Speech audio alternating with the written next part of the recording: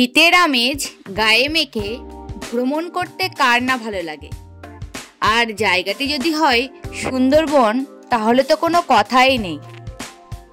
কুয়াশা ঘেরা সবুজ বন্যরূপের টানে আমরা মাত্র একদিনের জন্য গেলেও আমাদের ভাগ্য এতটাই ভালো ছিল যে জলে কুমির আর ডাঙায় বাঘ আর সেই সাথে হরিণ সবই আমরা দেখতে পেয়েছিলাম। সেই অভিজ্ঞতাই আজ তোমাদের সাথে আমরা শেয়ার করব।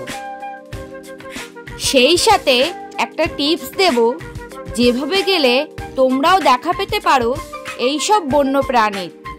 1997 সালে ইউনেস্কো বিশ্ব ঐতিহ্যবাহী স্থান হিসেবে স্বীকৃতি লাভ করেছে সুন্দরবন। প্রায় 10,000 বর্গ কিলোমিটার জুড়ে গড়ে ওঠা বিশ্বের সবথেকে বড় ম্যানগ্রোভ বনভূমির বেশিরভাগটাই আছে বাংলাদেশের মধ্যে। ভারতের মধ্যে যে অংশটি আছে সেটি সুন্দরবন নামে পরিচিত, আর বাংলাদেশের মধ্যে যে অংশটি আছে সেটি সুন্দরবন জাতীয় উদ্যান নামে পরিচিত। সুন্দরবনকে জালের মতো জড়িয়ে রয়েছে সামুদ্রিক স্রোতধারা, কাদা চর এবং ম্যানগ্রোভ বনভূমির লবণাক্ততা সহ ক্ষুদ্রায়তন দ্বীপমালা। বিশ্ববিখ্যাত রয়্যাল বেঙ্গল টাইগার ছাড়াও নানা ধরনের পাখি, চিত্রাহরিণ, কুমির এবং সাপ সহ বিভিন্ন রকম প্রাণীর বাসস্থান এই সুন্দরবন। 106টি বাঘ, 10 থেকে 15,000 চিত্রাহরিণ, 290টি প্রজাতির পাখি, 120টি প্রজাতির মাছ, 42টি স্তন্যপায়ী, 35টি সরীসৃপ এবং 8টি উভচর সহ 453 প্রজাতির বন্যপ্রাণীর বাসস্থান এই সুন্দরবন। অনেক প্রজাতির গাছের মধ্যে প্রধানত গরান ও গেওয়াই বেশি দেখা যায়। তাছাড়াও সুন্দরী, গোল, হেথাল, কেওড়া, গর্জন, ধুন্দল এরকম আরও অনেক গাছ এখানে আছে। প্রধানত সোনাখালী আর নেবুখালী এই দুটো জায়গা থেকেই বিভিন্ন ট্রাভেল এজেন্সি সুন্দরবন ট্যুরের ব্যবস্থা করে থাকেন। নেবুখালী থেকে যেতে গেলে আপনাদের শিয়ালদা থেকে হাসনাবাদ হয়ে নেবুখালী পৌঁছতে হবে, আর যদি আপনারা সোনাখালী থেকে যেতে চান তাহলে শিয়ালদা থেকে ক্যানিং হয়ে সোনাখালী পৌঁছতে হবে। এই সব ট্রাভেল এজেন্সি 2 রাত 3 দিনের প্যাকেজ ট্যুরের ব্যবস্থা করে থাকেন, যেখানে মাথা পিছু 3,000 থেকে 4,500 টাকা মতো খরচা হতে পারে।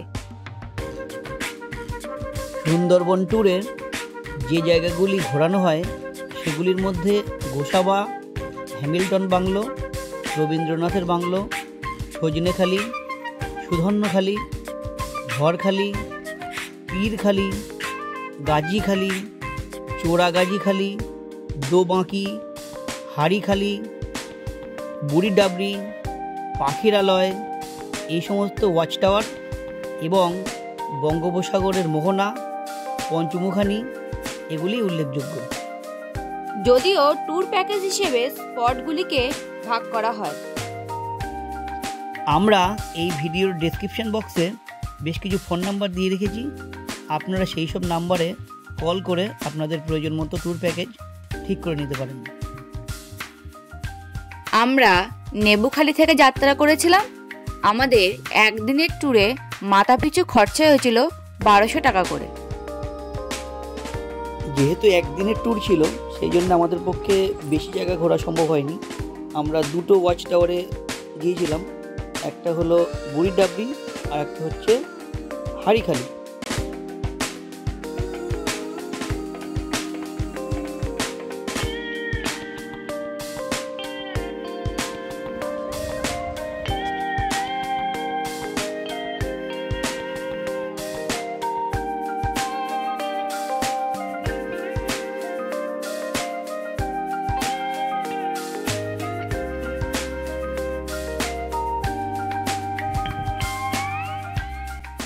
এইসব জায়গাতে যে ওয়াচ টাওয়ারগুলো করা থাকে, যদি আপনাদের ভাগ্য ভালো থাকে তাহলে এর উপরে উঠে আপনারা বিভিন্ন বন্যপ্রাণীর দর্শন পেতে পারেন।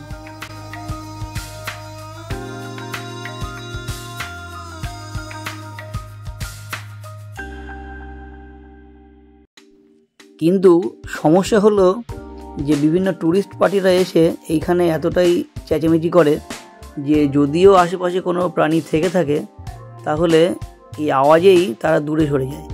যার জন্যে আমরা তো ওয়াচ টাওয়ারে উঠে দুটো জায়গাতে গিয়েছিলাম, দুটো ওয়াচ টাওয়ারে উঠে কোনো জায়গায় কিছু দেখতে পাইনি।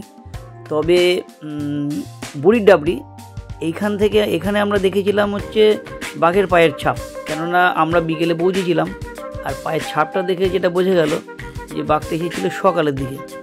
আর হাড়িখালি বলে যে জায়গাটা আছে ওইখানে গিয়ে আমরা দেখলাম যে ওইখানে একটা বোর্ডে লেখা আছে যে কিছুদিন আগেই একটা বাঘ এসেছিল, কেননা এই যে রিজার্ভ ফরেস্টগুলো আছে এইখানে বিভিন্ন জলাশয় বানিয়ে রাখা হয় ছোটো ছোটো করে, যাতে বন্যপ্রাণীরা এসে জল খেতে পারে। তো ওইখানে একটা বাঘ এসে প্রায় 10 মিনিট ধরে জল খেয়েছিল, সেইটা দেখলাম একটা বোর্ডে লেখা আছে। যদিও সেই দৃশ্য দেখার ভাগ্য কাদের হয়েছে জানি না, তবে যারা দেখেছে ওইখানে যারা থাকে গার্ডরা তারা দেখেছে এবং সেটা ওরা ওই বোর্ডটাতে লিখে রেখেছে।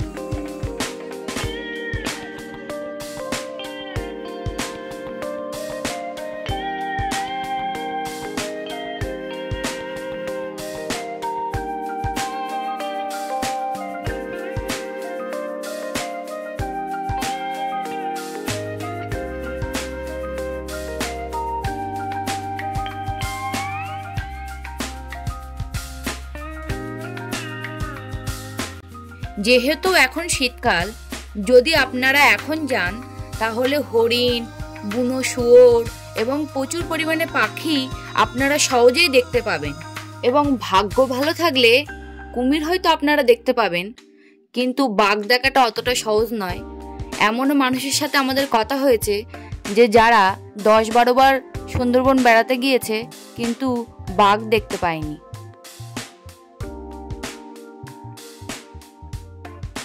কিন্তু আমরা মাত্র একদিনের ট্যুরে সুন্দরবন ভ্রমণ করতে গিয়ে আমাদের ভাগ্যটা এতটাই ভালো ছিল যে যাত্রা শুরু করার কিছুক্ষণের পরেই আমরা প্রথমত দেখলাম হচ্ছে ডলফিন, যেগুলোকে মানে লোকাল ভাষায় বলা হয় শুশুক, যদিও এটা ডলফিনের একটা প্রজাতি, সেটা আমরা দেখতে পেয়েছিলাম।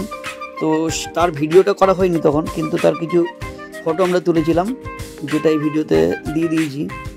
আর আমরা তারপরে আমরা বেশ কয়েকটা জায়গায় হরিণ দেখেছি, তো সব জায়গায় ভিডিওটা করা সম্ভব হয়নি কারণ অনেকটা দূর থেকে দেখেছিলাম, যেগুলো ভালোভাবে ভিডিও করা যায়নি। তবে একটা দুটো জায়গার ভিডিও আমরা করেছি।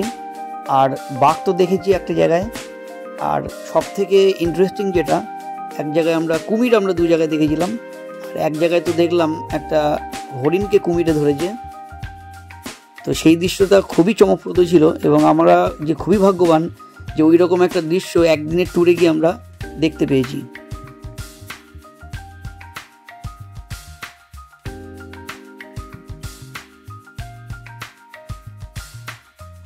এবার আপনাদেরকে সেই টিপসটা দেব যেভাবে আপনারা গেলে এইসব বন্যপ্রাণীদের দেখার সম্ভাবনা অনেকটাই বেশি থাকবে। দেখতেই যে পাবেন সেটা বলবো না, কিন্তু সম্ভাবনাটা বেশি থাকবে।